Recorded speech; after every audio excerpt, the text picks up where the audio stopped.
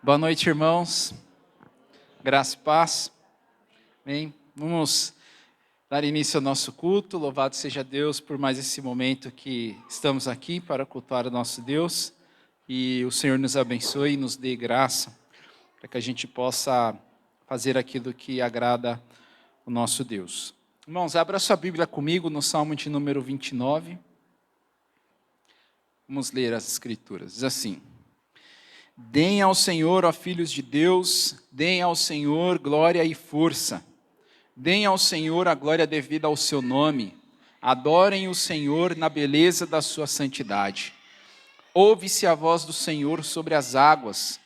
O Deus da glória troveja. O Senhor está sobre as muitas águas. A voz do Senhor é poderosa. A voz do Senhor é cheia de majestade. A voz do Senhor quebra os cedros. Sim, o Senhor despedaça os cedros do Líbano. Ele faz o Líbano saltar como um bezerro e o monte Hermon pular como um boi selvagem. A voz do Senhor produz chamas de fogo. A voz do Senhor faz tremer o deserto. O Senhor faz tremer o deserto de Cádiz. A voz do Senhor faz dar cria às corças e desnuda os bosques, e no seu templo todos dizem glória. O Senhor governa os dilúvios. Como rei, o Senhor governa para sempre. O Senhor dá força ao seu povo. O Senhor abençoa o seu povo com paz. Amém. Vamos orar ao nosso Deus. Senhor, muito obrigado por lermos a sua palavra. E aqui, Deus amado, nós fomos apresentados ao Senhor, ó Deus, que tem a voz, que a sua voz é poderosa. E tudo que o Senhor fala se cumpre da maneira que o Senhor diz. Obrigado, Deus querido, porque por meio disso nós temos a plena certeza, Senhor, e estamos seguros de que tudo o que acontece em nossas vidas, o Senhor está no controle. Deus amado, que nós possamos descansar na sua soberania, descansar nos seus cuidados e crer, Deus amado, que o Senhor está à nossa frente como nosso pastor. E o Senhor sabe como nos conduzir pelo caminho, Deus amado, que devemos perseverar. Deus amado, que o Senhor nos abençoe nessa noite, que o nosso culto agrade ao Senhor e que o Senhor fale ao nosso coração por meio da sua palavra. Se conosco, Deus, te pedimos, no nome de Jesus, nosso Senhor. Amém. Graças a Deus. O Senhor nós podemos confiar, de olhos fechados, como uma criança confia no seu pai. Nós podemos confiar no nosso Deus. Ele nunca, jamais nos desamparará. Se nós passamos por lutas e por dificuldades, o Senhor está conosco. Se estamos no vale da sombra da morte, se nos sentimos desse jeito, o Senhor entra conosco. Se também estamos no alto da montanha, na bonança, como a gente gosta, como a gente costuma falar, o Senhor também lá está conosco. E nós temos que dar graças a Deus, porque em todo momento precisamos dos cuidados do Senhor. Vamos ler, meus irmãos, 1 João capítulo 1, dos versos 8 a 10. Pedir aos irmãos para abrir suas Bíblias, para fazermos a leitura desse texto. Nós vamos orar ao Senhor, pedindo ao Senhor que perdoe os nossos pecados, as nossas faltas, os nossos erros. Somos a Deus em oração. 1 João capítulo 1, dos versos 8 até o versículo 10. Se dissermos que não temos pecado nenhum, a nós mesmos enganamos e a verdade não está em nós. Se confessarmos os nossos pecados, Ele é fiel e justo para nos perdoar os pecados e nos purificar de toda injustiça. Se dissermos que não cometemos pecado, fazemos dele um mentiroso e a sua palavra não está em nós. Pedir ao presbítero Guilherme para nos levar a Deus em oração nesse momento. Vamos orar. Bendito Deus, eterno Pai, estamos aqui, ó Pai, diante do Senhor. É a tua comunidade que se levanta, a tua comunidade, ó Pai, que se põe diante do Senhor, Deus, para cultuá-lo, para engrandecê-lo, para exaltá-lo, Deus. Senhor, diante dos pecados que surgem, ó Pai, nas nossas vidas, diante das tentações, pedimos ao Senhor, ó Deus, perdão. Perdão pelas nossas transgressões, perdão pelas nossas quedas, que isso, ó Pai, seja apenas acidental. Que nós possamos olhar para as nossas vidas, ó Deus, a partir do que o Teu Espírito e a Tua Palavra nos alertam, ó Deus, para confessarmos os nossos pecados. Pois ainda neste tempo, ó Deus, em que estamos aqui, o Senhor, ó Deus, nos coloca esse desafio, ó Deus. Nos coloca, ó Deus, essa instrução, essa necessidade, Pai, que precisamos do Senhor. Nós não podemos nos perdoar, mas é o Senhor quem nos perdoa os nossos pecados. Precisamos de Ti. Louvamos o Teu nome e engrandecemos o Senhor, porque o Senhor é o único Deus capaz de nos perdoar e nos trazer de volta para si. Através de Cristo Jesus temos paz com o Senhor, ó Deus. Então confiamos em Cristo, nosso mediador. Nele confiamos, agradecemos. Em nome de Jesus que pedimos. Amém. Chamar o pastor Norival. Vamos orar pelo nosso pastor. Pregar a palavra de Deus dobradinha. Pastor Norival. Que bom. Graças a Deus que podemos ouvir a palavra de Deus através da vida do nosso pastor. Vamos orar, meus irmãos.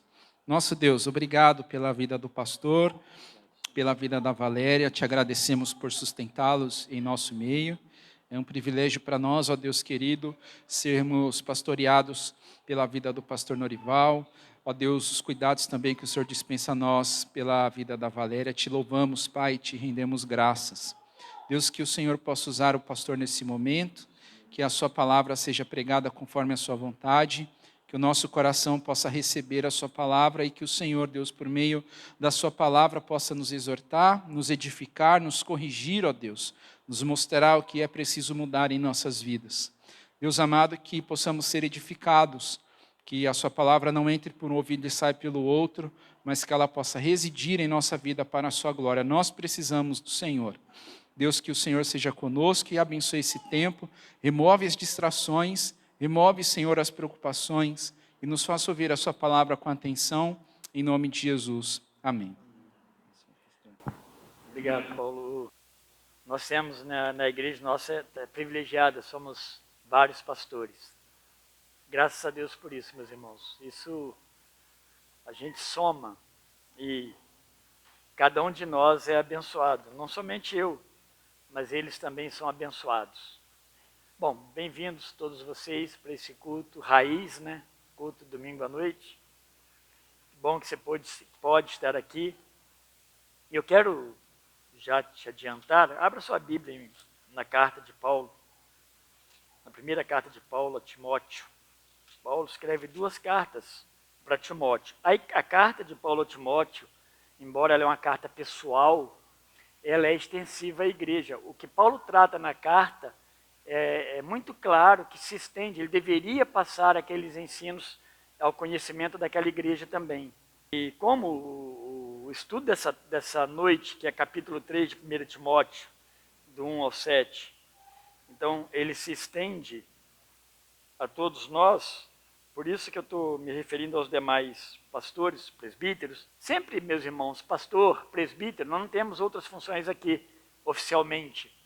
Bispo, episcopo, então, e apóstolo também. Mas nós temos aqui, é porque esse termo é intercambiável, tá? A gente está falando presbítero, está falando pastor. Pastor é mais comum no meio batista, mas presbítero é corretíssimo, é bíblico, tá? Então, é um termo intercambiável. A gente está falando um ou outro, eles trabalham juntos, tá bom? Abriram suas Bíblias, aí na carta de Paulo a Timóteo, vamos lá. Timóteo 3, 1 Timóteo 3, de 1 a 7, diz assim: fiel é a palavra. Se alguém aspira ao episcopado, excelente obra almeja. Mas é necessário, portanto, que o bispo seja irrepreensível, esposo de uma só mulher, temperante, sóbrio, modesto, hospitaleiro, apto para ensinar.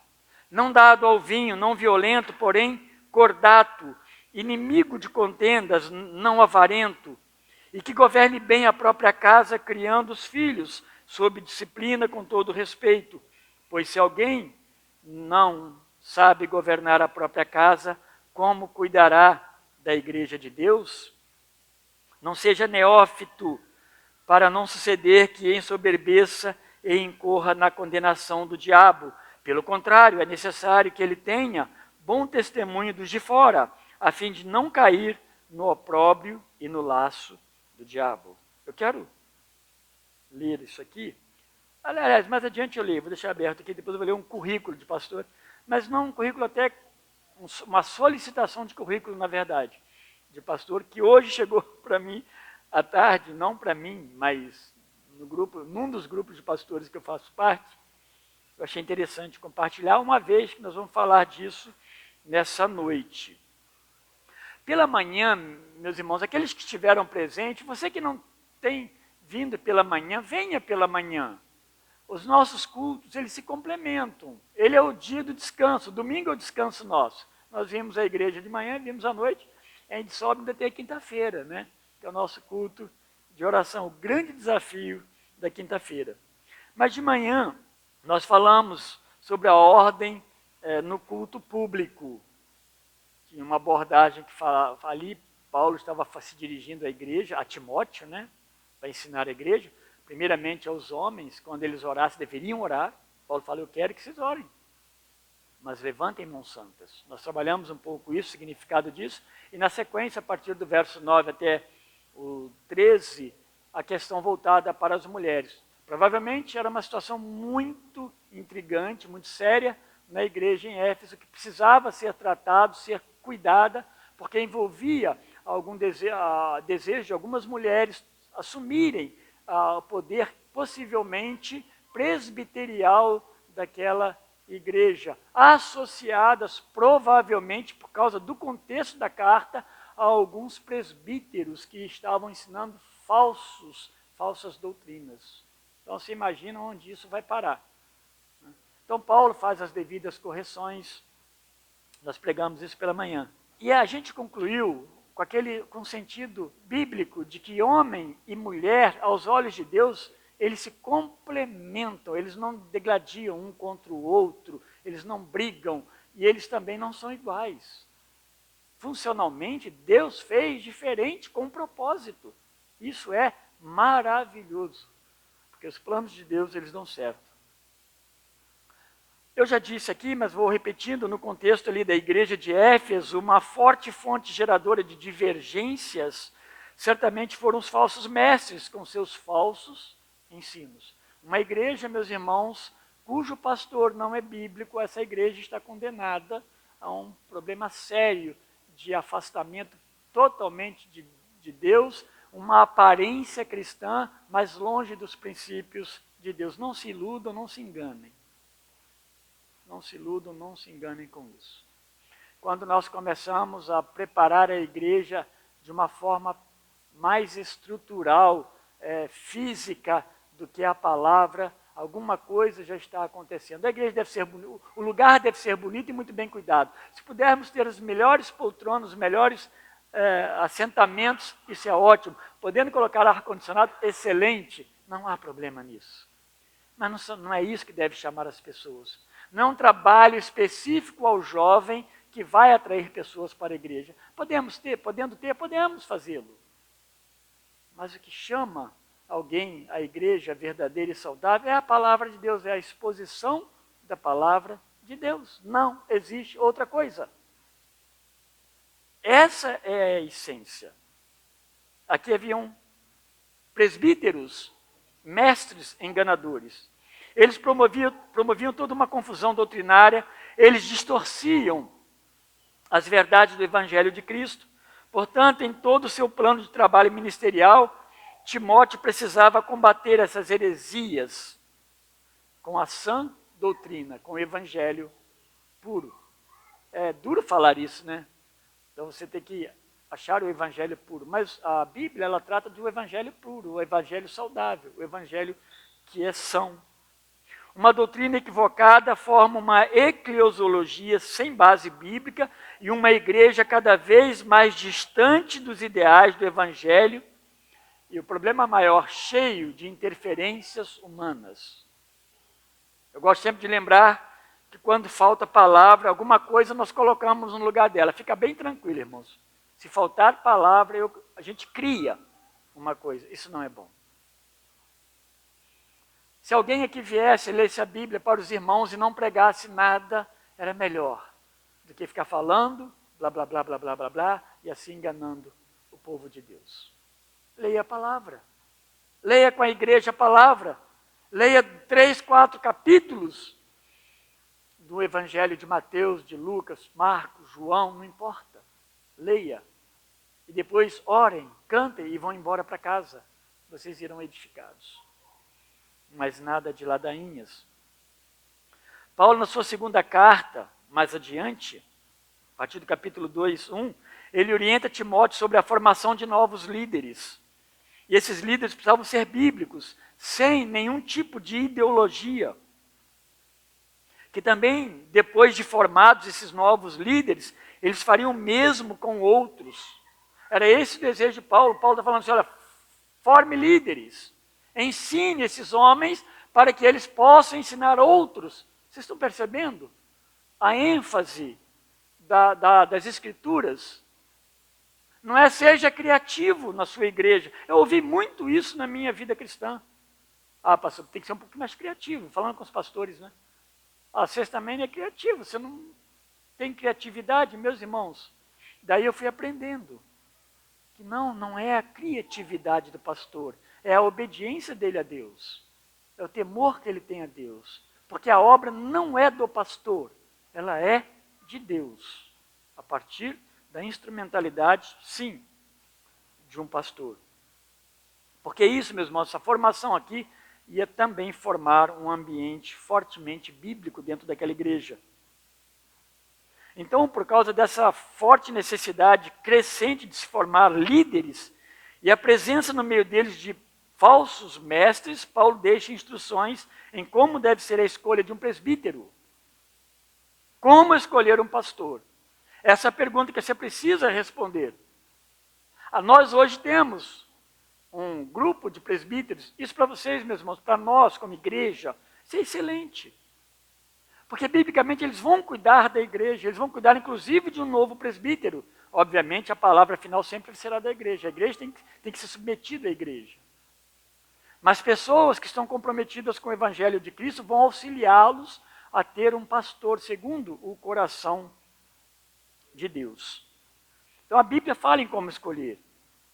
E é comum nas igrejas criarem um perfil romântico para a admissão do novo pastor. Eu botei essa palavra romântico proposital. Eu presenciei muito isso na minha vida cristã, olhando a igreja ficando sem pastor, só tem um pastor. Igreja com 300, 400 membros, um pastor.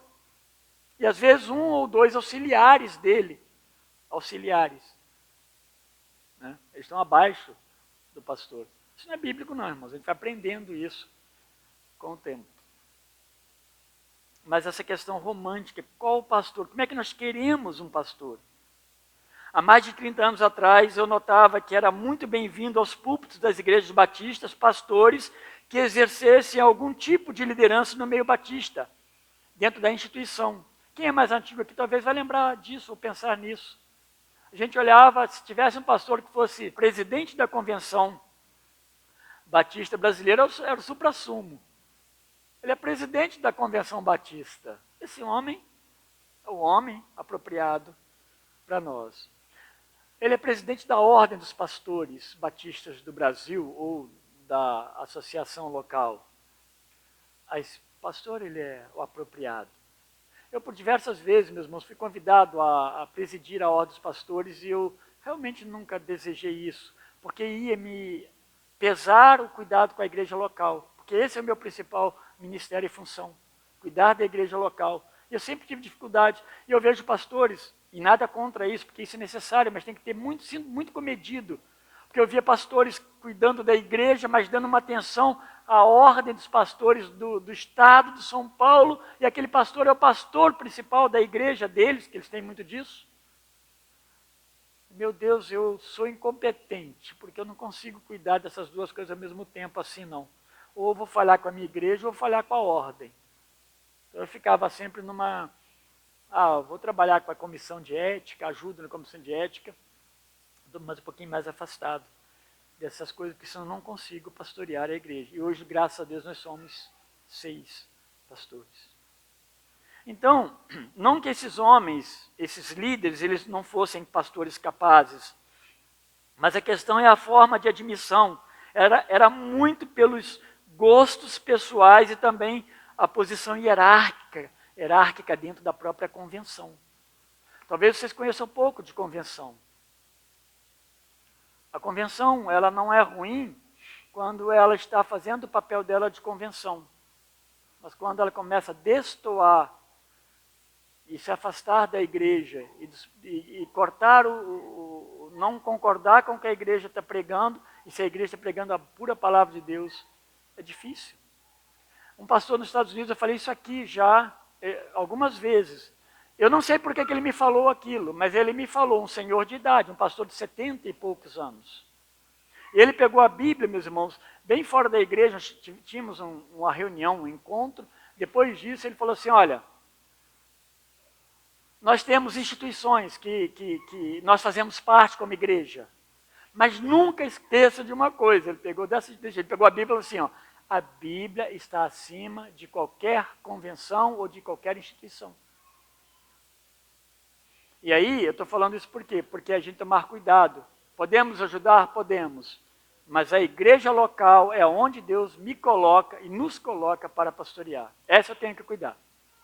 O que eu posso fazer agora com parcerias, isso é bom, mas não pode me consumir. Ajudamos uma igreja na sucessão pastoral. E a pergunta para eles foi, qual o caminho que vocês devem tomar para escolher um pastor? E eles falaram, oramos, estamos orando. Falei, que bom, isso é positivo. Nós montamos uma comissão de sucessão pastoral, e eu disse que também isso é positivo. Mas eu não me lembro deles citarem as necessidades de olhar para a qualificação que Timóteo e Tito traz. Talvez a essência de tudo esteja nas qualificações. Ali está o currículo de um pastor.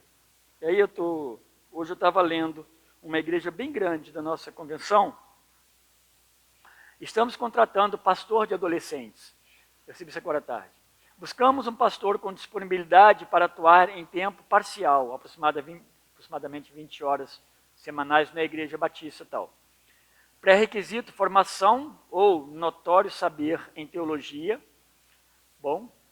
Ser pastor com perfil de liderança, de preferência com atuação em Igreja Batista. A capacidade de ensinar de forma articulada e contextualizada os temas apropriados para essa faixa etária, que é jovem. Eu não faria assim, acho que não. Mas vamos lá. Experiência com a gestão e o desenvolvimento de equipes ministeriais. Visão direcionada ao Ministério de Formação Espiritual de Pessoas. Flexibilidade para aprender a absorver o DNA da Igreja Batista, que contrata. Ela tem lá um DNA dela. E perfil para trabalhar em equipe, para ser mais empresarial, né? Projetos em conjunto com pré-adolescentes e jovens. Aqui poderia estar falando, pelo menos, o quê? Que o seu perfil possa se enquadrar no que diz a palavra de Deus. Talvez isso aí resolvesse tudo. Depois eles olhassem e falaram, ó, nós como queremos trabalhar com adolescentes, temos um grupo grande de adolescentes e jovens, um perfil para esse lado é bom, não tem problema isso, não há problema nisso não. Tá? Mas, via de regra, eu vejo muito pouco as pessoas falarem, eu trabalhei nisso, meus irmãos, assim, eu acompanhei igrejas em sucessão pastoral, e eles criavam um perfil de idade do pastor, quantidade de filhos. Quantas vezes eu já ouvi isso aí? Eu estava falando da igreja, mas eu não me lembrava deles terem falado dessas qualificações. E essa, juntamente com as orações, ou seja, as qualificações, deve ser o carro-chefe. Quando atentamos para as qualificações que Deus colocou para nós, estamos pedindo a Deus que nos dê um pastor, segundo a sua vontade. Então nós queremos um pastor segundo a vontade de Deus, precisamos olhar qual é a vontade de Deus. Senão fica sem sentido. Ah, Deus, que seja conforme a tua vontade. Que meu casamento seja conforme a tua vontade. Mas eu não faço conforme a vontade de Deus. Então perde sentido. O que é que nós estamos fazendo com a palavra de Deus? Presbíteros, então, precisam ser enviados por Deus e não por uma avaliação curricular. Isso pode até ajudar, mas por si só não define o perfil exigido pelo próprio Deus para ser um pastor. 1 Timóteo 3, 1, 7 nos ajuda a olhar não para um pastor perfeito, mas o pastor imperfeito, porém o pastor que é pastoreado por Deus, é que Deus escolhe.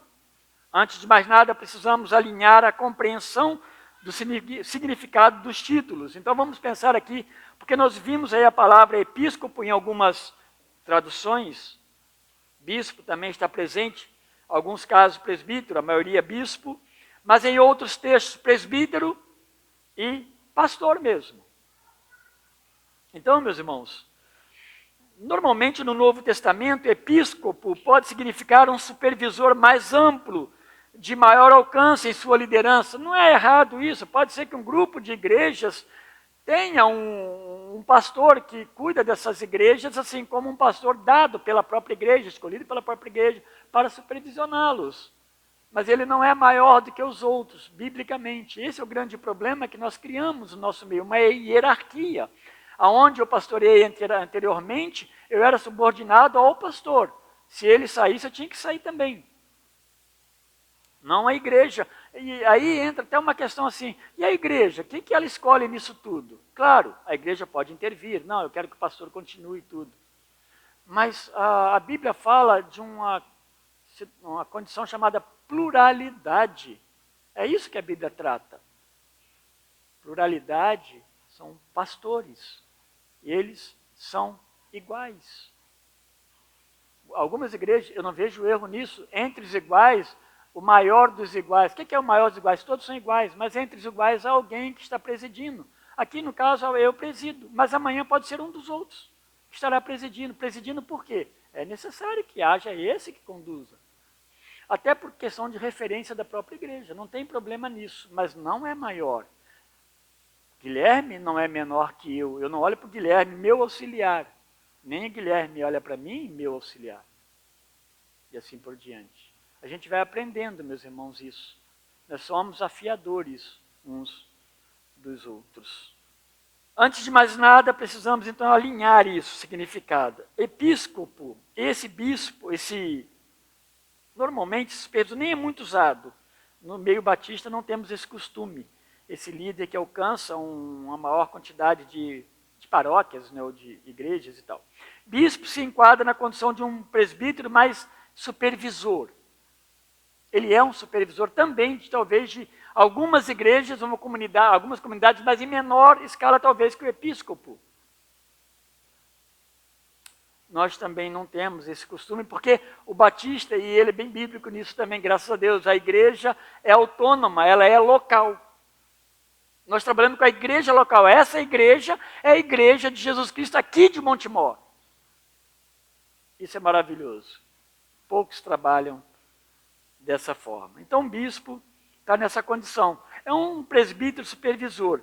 Ele é um presbítero dirigente, talvez em uma esfera geográfica menor que o episcopo, geralmente supervisionava mais de uma igreja, mas mais como é o presbítero e o pastor, como aqui, e ainda mais explícito ali em Tito. Aqui também ele é intercambiável. Ali em Tito 1, 5 e 7. Interessante que em Tito fala bispo e fala presbítero, se referindo à mesma pessoa. Ou seja, tanto faz. O contexto ali é a função de pregar e de dirigir aquela igreja local, aquela igreja ali onde ele está. Ele aponta essa questão do presbítero também para a função pastoral, mais local e mais comum no Novo Testamento. Então o presbítero, ele é um pastor local. Um pastor porque ele trabalha com rebanho. Ele trabalha com o rebanho de Deus.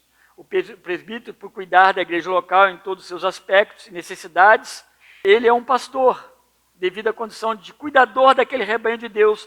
Pedro fala assim, lá em 1 Pedro 5, 1 e 2, rogo aos presbíteros, como eu, Pedro, que pastoreiem o rebanho de Deus que há entre vós. Isso é o presbítero no trabalho pastoral, trabalho de pastorear. O pastorear vai além também de pregar, o cuidar do rebanho de Deus. Uma outra observação é que é exigido à igreja local que ordenasse em cada comunidade presbíteros. A igreja precisava ter presbíteros ou pastores, que achar melhor. Essa ideia da pluralidade, não importando o tamanho da igreja. Atos 14, 23, meus irmãos, é uma infinidade de textos. Eu li bastante esses textos desde antes de vir para cá. Eu já gostava de ler e entender bem isso. Atos 15, 6, Atos 20, 17. Vamos ler Atos 14, 20, 23, foi o primeiro texto que eu falei, só para vocês terem uma noção. Olha.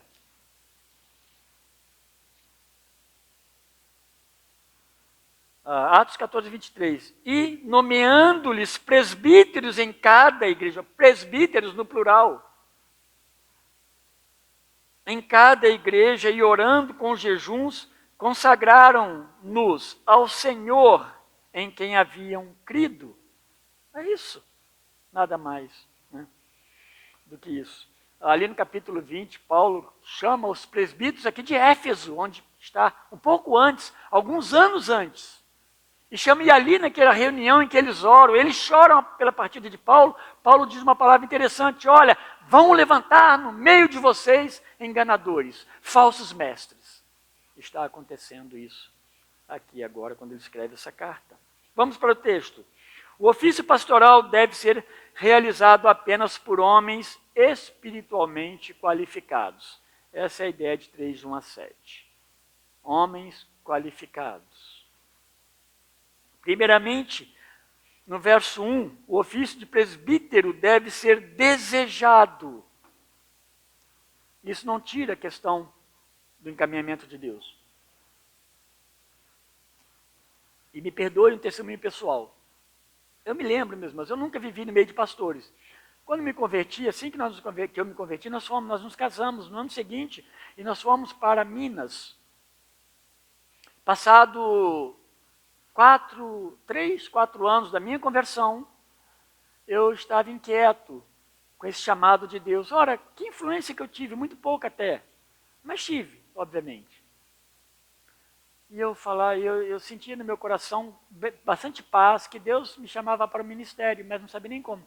Eu lembro que o pastor falou comigo assim, o pastor do Rio de Janeiro, estava em Minas, falou: aguarda, estude, se prepare, haverá o tempo certo para você fazer isso. E eu esperei 10 anos, porque foi quando eu vim para, mais de 10 anos até, foi quando eu vim para a região aqui e fui para o seminário aqui de Campinas.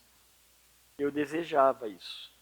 Ele começa dizendo, Paulo, né, que o que está escrito a seguir, fiel é a palavra, nesse verso 1, é que é verdadeiro e deve ser levado em conta essa expressão, essa palavra que está sendo tratado daqui para frente. Vocação ministerial é um trabalhar de Deus em alguns homens específicos. E Paulo deixa claro que esse ofício deve ser desejado pelo servo de Cristo. Obviamente, meus irmãos, que é um trabalhar de Deus na vida dessa pessoa. E ele passa, então, a desejar isso.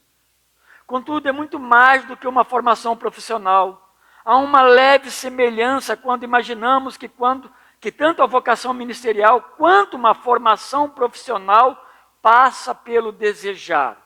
Mas elas se separam imediatamente, pois o ofício ministerial acaba sendo um trabalhar do Espírito Santo no coração do cristão, regenerando-o.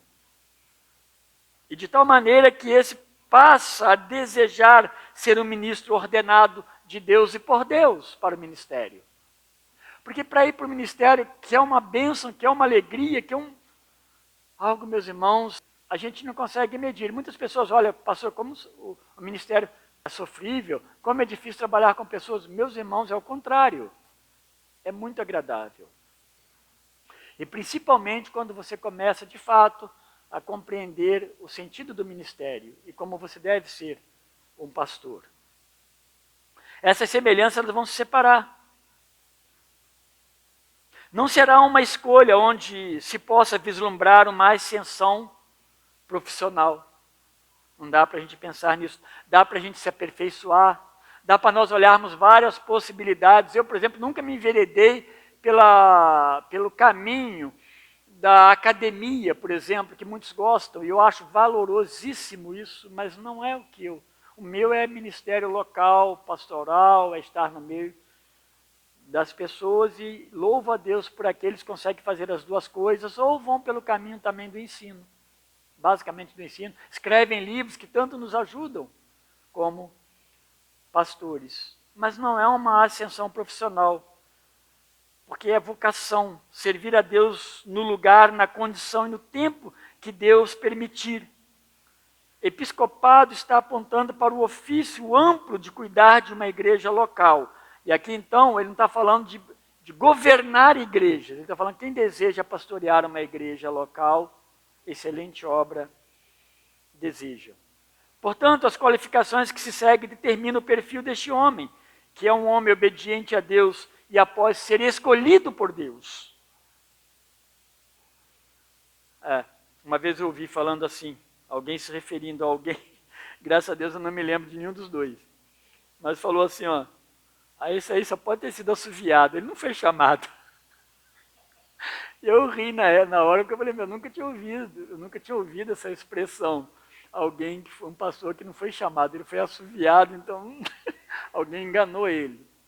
Mas esse é um perigo. Alguém que se constitui pastor por si próprio, alguém que vê no ministério a ascensão. Eu ouvi, não faz muito tempo, alguém dizer que está esperando só uma oportunidade a surgir para deixar a igreja, me deu uma dor imensa no coração. Eu conversei com a Valéria, partilhei com ela isso aí, ela sabe. Não é a primeira vez que eu ouvi isso aí. Falei, e essa igreja que pastoreia? E os problemas que ela tem que lidar com isso. Crie liderança. Não fique sozinho, né? Enfim, é muito difícil. Muitas coisas podem servir como interferência no ministério. A gente passa a entender que Deus está nos chamando. Paulo, então, ele fecha o verso 1 dizendo que quem isso deseja, excelente obra almeja, ou excelente obra deseja. E quando nós lemos relatos dos riscos, das ameaças, dos abandonos, até mesmo os desrespeitos e afrontas que Paulo sofreu, a gente pensa em como ele pode afirmar aqui que esse desejo é excelente, né? Porque você vai lá em Coríntios, se não me engano, a segunda carta, no capítulo 11, né? Ele vai falar do grande sofrimento que ele passou, as lutas. E a gente sabe disso. Aí Paulo fala assim, olha, Timóteo, aquele está quase se aproximando do fim da vida dele, né? Olha, quem almeja ser pastor, excelente obra almeja. Mas Paulo está certo. Né? Ele não está errado com isso. Não se mede, então, a vocação ao presbitério pelas dificuldades, mas pela gratidão de servir o Senhor.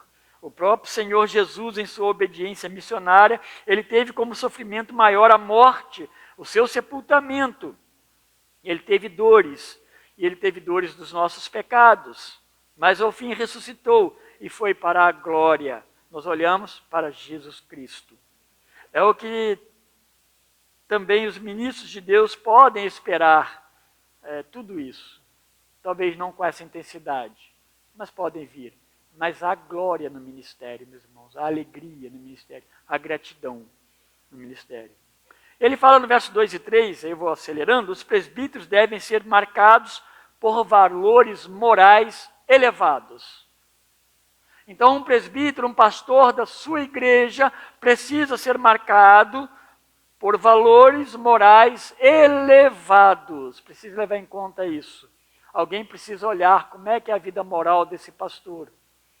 Eu já ouvi muita história assim, felizmente, meus irmãos, o tempo passa e a gente acaba acumulando uma série de testemunhos bons, mas testemunhos também ruins, pastores do ministério. É necessário, portanto, que o bispo seja irrepreensível, esposo de uma só mulher, temperante, sóbrio, modesto, hospitaleiro, apto para ensinar, não dado ao vinho, não violento, porém cordato, inimigo de contendas, não avarento. Aqui não se trata de recomendações, mas de ordem, é necessário. Então, uma igreja vai chamar um pastor, é necessário que ele seja assim. Então não é errado você pedir a ficha, né, a capivara do pastor, né, Mas você olhar a ficha dele no Serasa, e nós fazemos isso. Eu trabalhei em comissão de ética.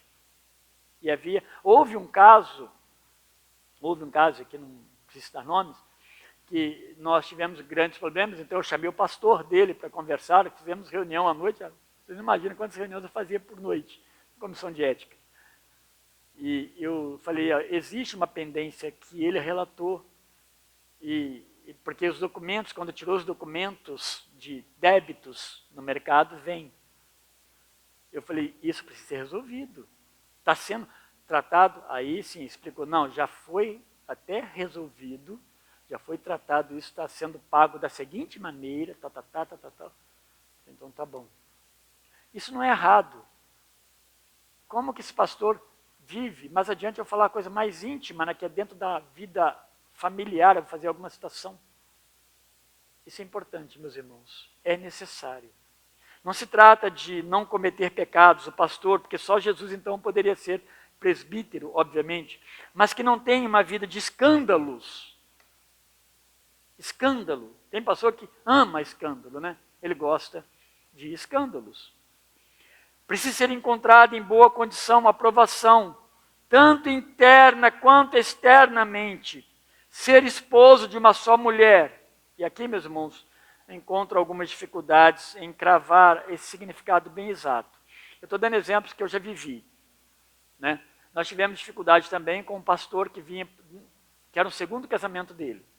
Eu sempre estava nesses casos, né, cuidando disso. Agora, graças a Deus, não estou mais, para mim foi um descanso. Mas nos gerou alguma dúvida. Como é que foi essa separação? Como é que isso se deu?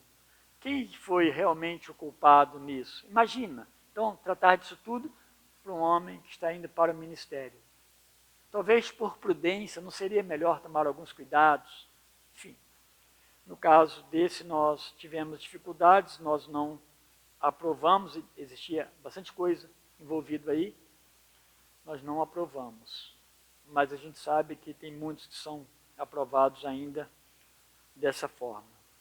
Então tem algumas dificuldades para entender a exatidão disso. Tudo indica que Paulo deseja que o presbítero, abre parênteses aí, se casado, pois não significa que precise ser casado, tá bom? Aqui não está falando, tem que ser casado e esposo de uma só mulher, mas não significa, embora eu particularmente ache sempre melhor que ele seja casado, opinião minha.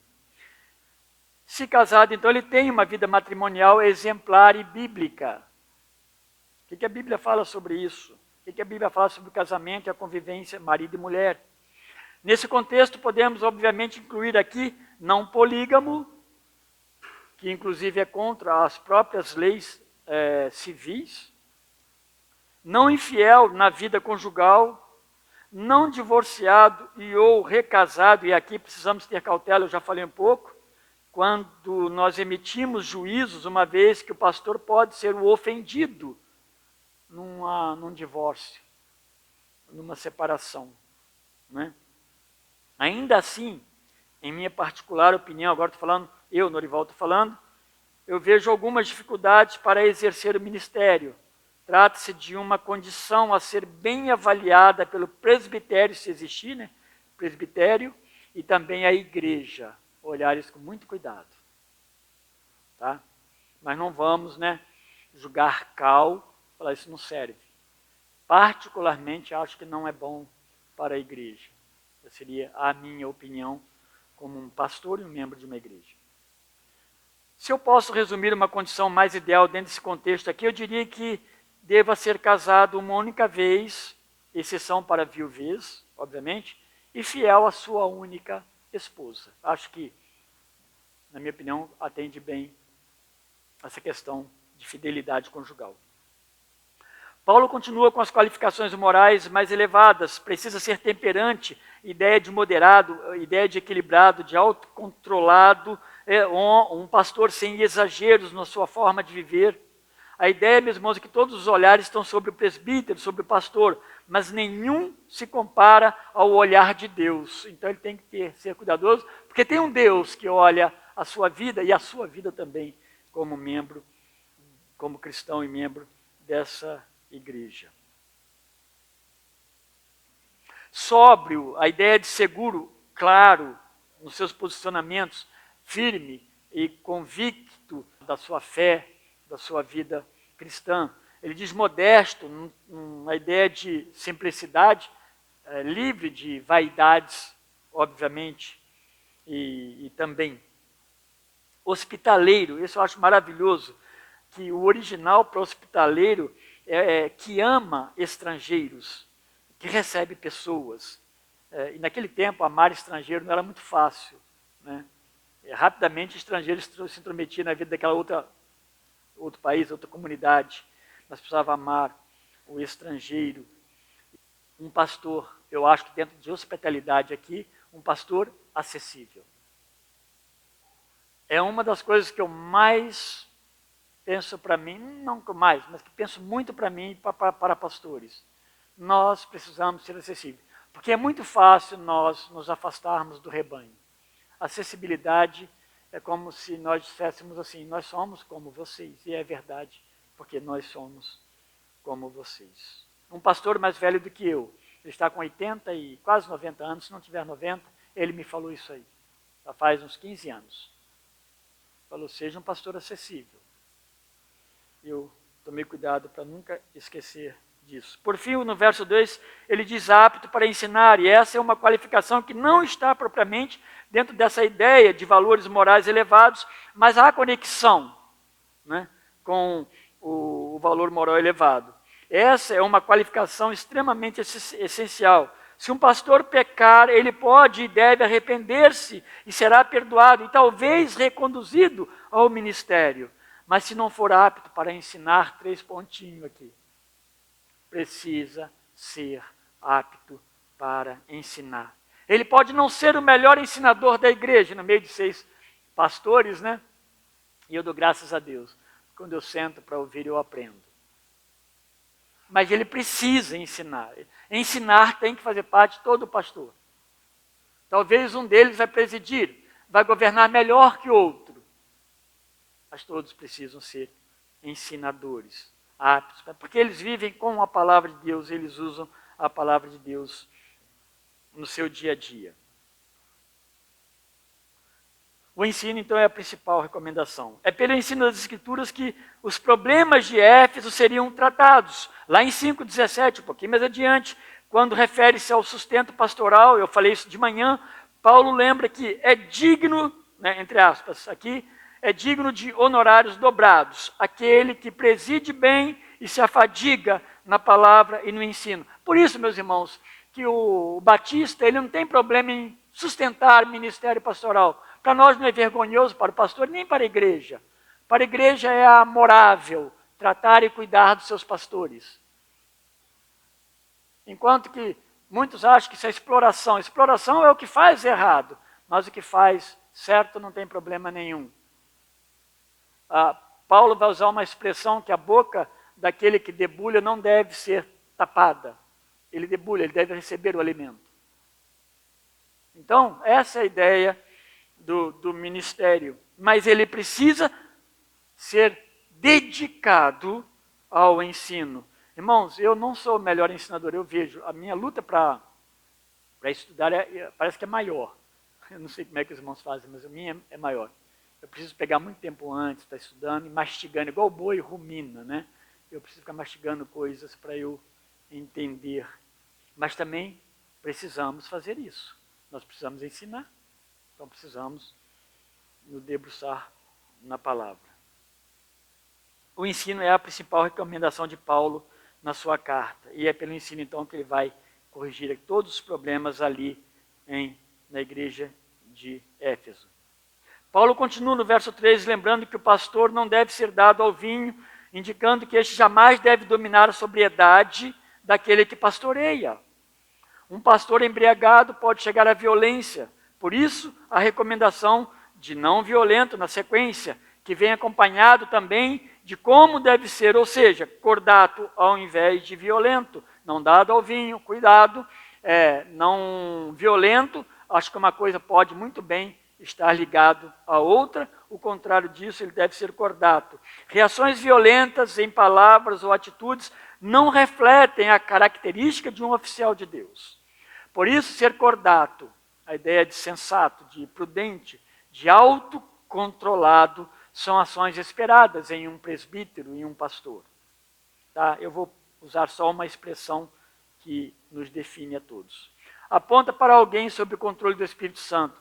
Deve ser ainda inimigo de contendas. Contenda tem a ver com disputas, litígios, porém, meus irmãos, é uma coisa negativa. Né? Isso, na verdade, é uma coisa negativa, é um resultado negativo. Uma disputa negativa, um litígio, obviamente, negativo.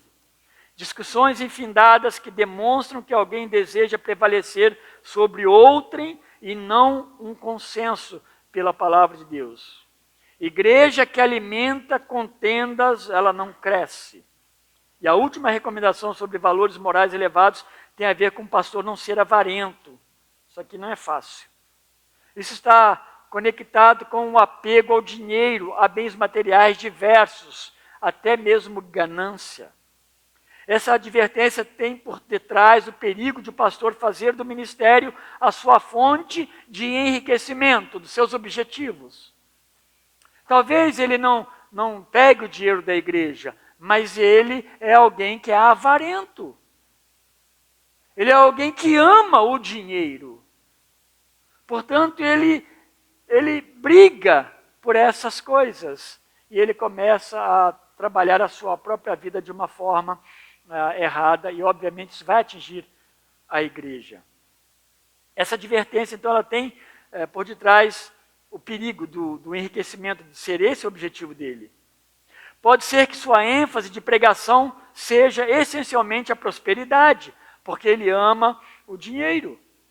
Suas atenções serão para o caixa da igreja, não para ele extrair, mas a trabalhar o tempo todo a questão de dízimos e oferta, como se a igreja não soubesse da sua responsabilidade diante de Deus.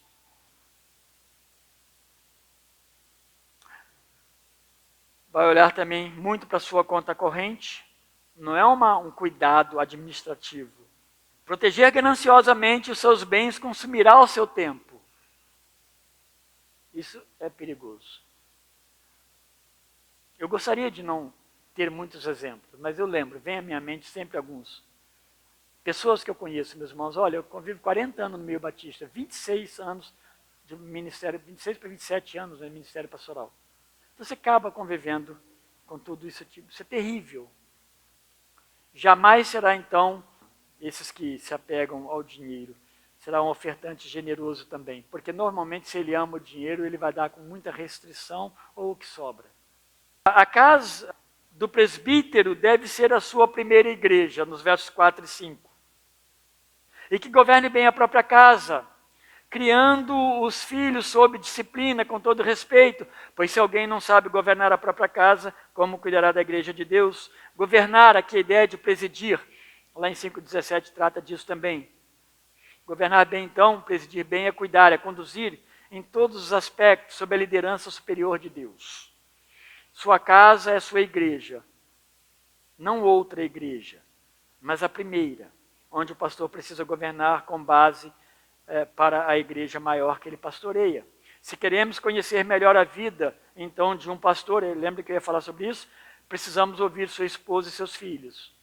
Olhar para Valéria, Karina, Thalita, o que elas estão falando, quais são os lamentos dela ou as alegrias, né? Percebam isso, é importante. Isso não é errado. Eu sempre falo que quando nós nos tornamos cristãos, quando você entra nessa igreja, nós vamos entrar na sua despensa. Porque nós queremos saber como é que você está. Porque nós te amamos. Então, nossa vida precisa, de certa forma, com certo cuidado, ser bem observada. Mais uma vez, não significa que o pastor deva ser casado e tenha que ter filhos, tá? Não é esse o sentido. Mas, tendo filhos, deve conduzi-los em submissão.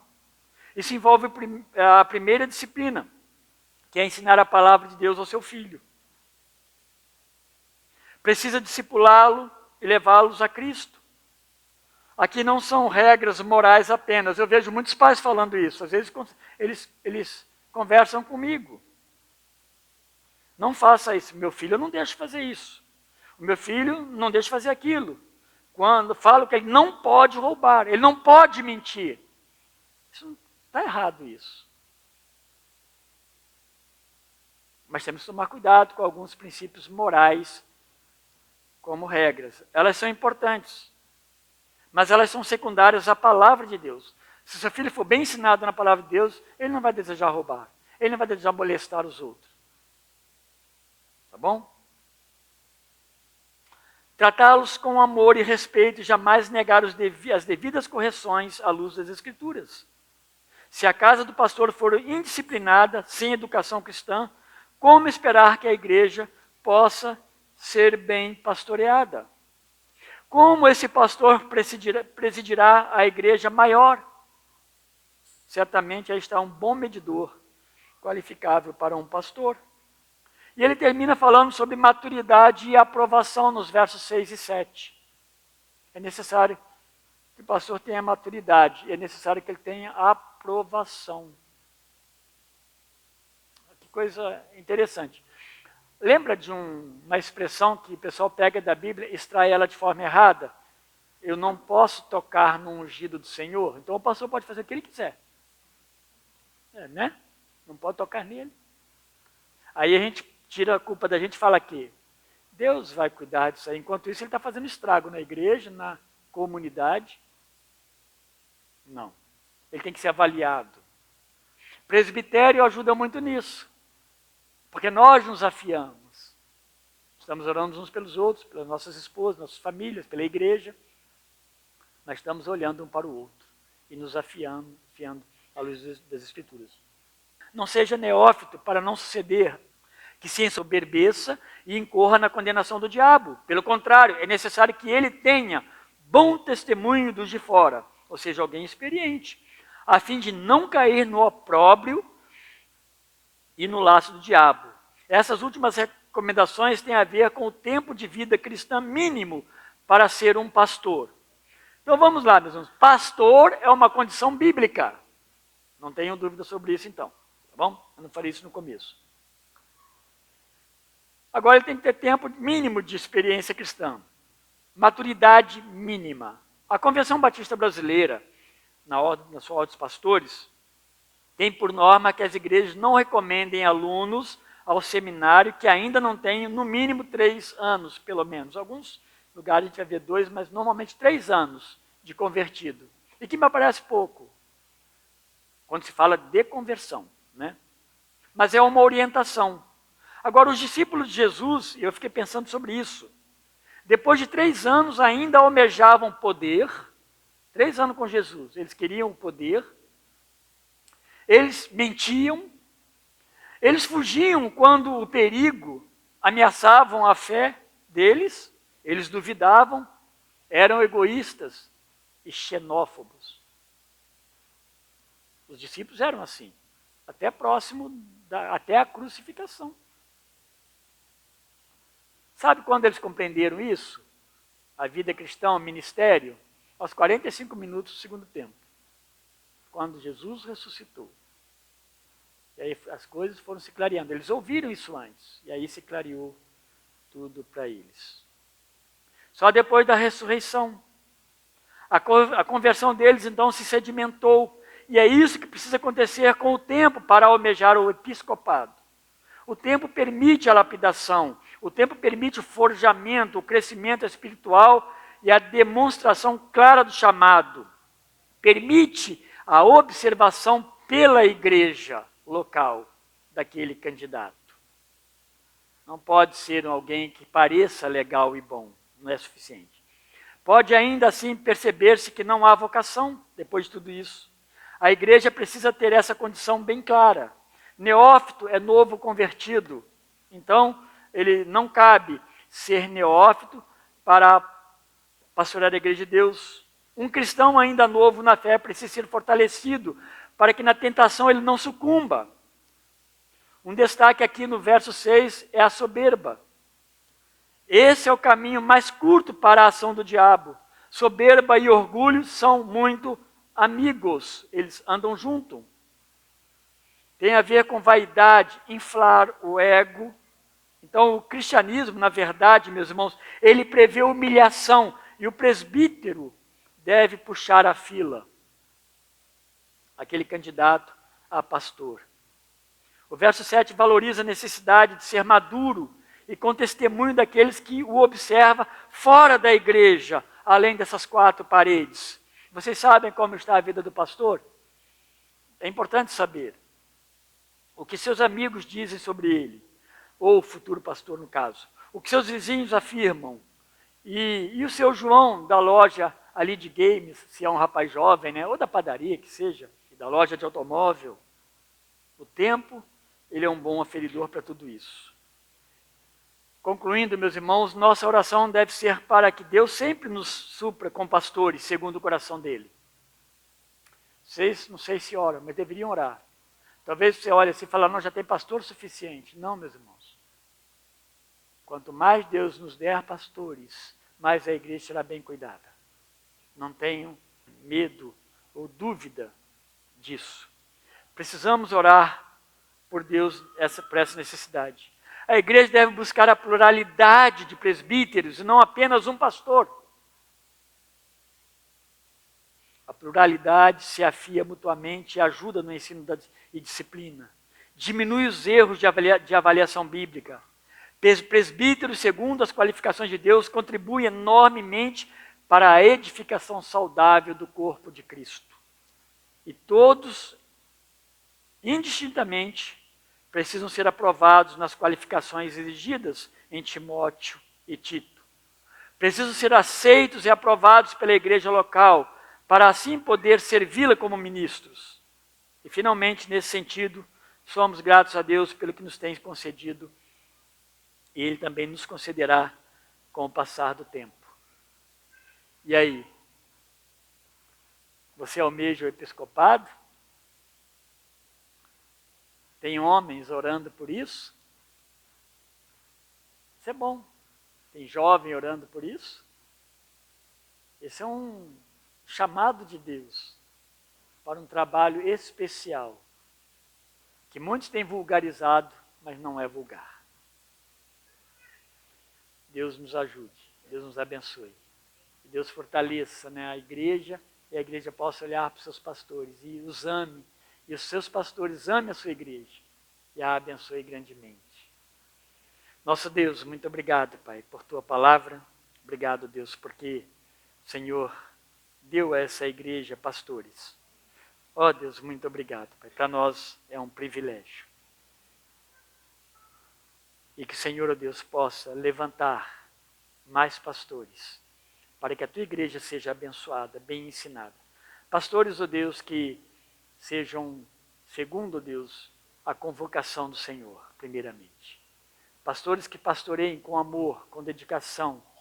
Pastores que saibam, ó Deus, que o sofrimento pode fazer parte, muitas vezes o isolamento, o abandono, ó Deus, ele pode acontecer, mas o Senhor jamais o abandonará. E, ó Deus, o Senhor o coloca na igreja justamente para abençoá-la. Seja assim, ó Deus, aqui na primeira igreja batista de Montemor. Seja assim, ó Deus, nas igrejas que confessam o Senhor como Deus e Senhor de suas vidas. Em nome de Jesus, amém.